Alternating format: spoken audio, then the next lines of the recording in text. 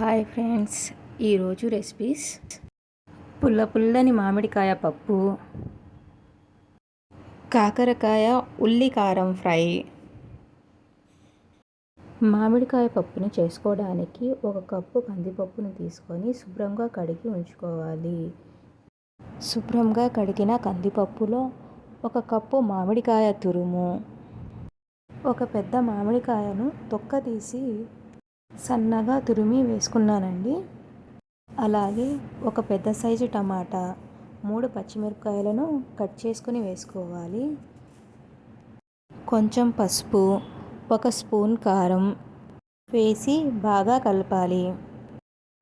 ఇందులో 1.5 గ్లాస్ నీళ్లు పోసి అలాగే 1 స్పూన్ నెయ్యి వేసి బాగా కలిపి కుక్కర్ మూత పెట్టి 5 విజిల్స్ వచ్చే వరకు ఉడికించుకోవాలి. 5 విజిల్స్ వచ్చాక స్టవ్ ఆఫ్ చేసుకోవాలి. కుక్కర్ ప్రెషర్ అంతా నార్మల్గా పోయాక మూత ఓపెన్ చేయాలి. పప్పు బాగా ఉడికిపోయింది. ఇప్పుడు ఇందులో రుచికి సరిపడా ఉప్పు వేసి పప్పు గుత్తితో మెత్తగా నుదుపుకోవాలి. పప్పు ఎంత బాగా నుదుపుకుంటామో టేస్ట్ కూడా అంత బాగా వస్తుంది. పప్పును బాగా మెత్తగా నుదిపాక ఇంకొంచెం పలచగా రావడానికి 1.5 గ్లాస్ నీళ్లు పోసి బాగా కలిపి స్టవ్ మీద పెట్టి 10 నిమిషాల వరకు ఉడికించుకోవాలి. పప్పు ఇలా బాగా ఉడికిన తర్వాత పోపు కోసం రెడీ చేసుకోవాలి.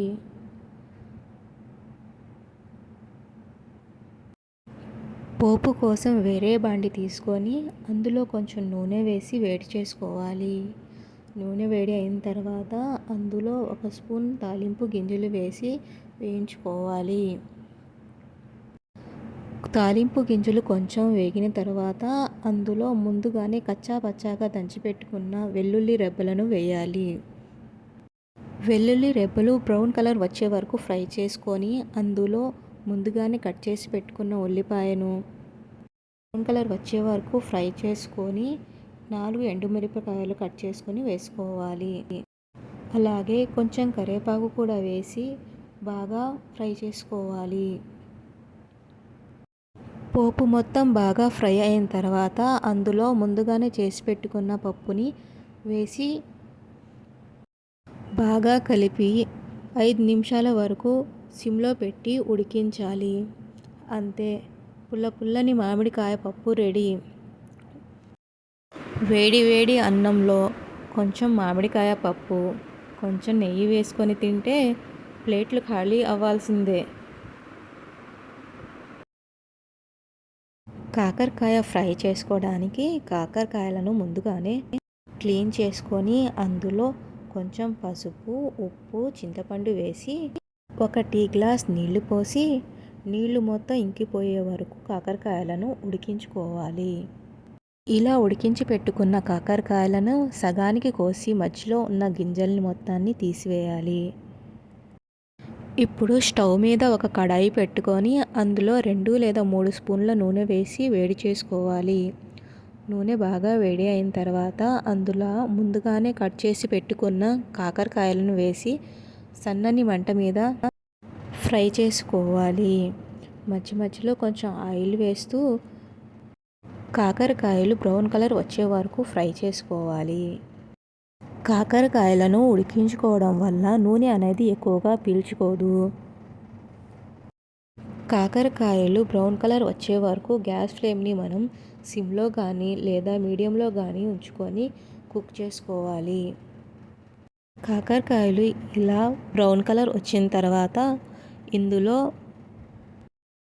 ఒక పెద్ద ఉల్లిపాయను చిన్న ముక్కలుగా కట్ చేసుకొని వేసుకోవాలి. అలాగే 2 పచ్చిమిరపకాయలను చీల్చి వేసుకోవాలి.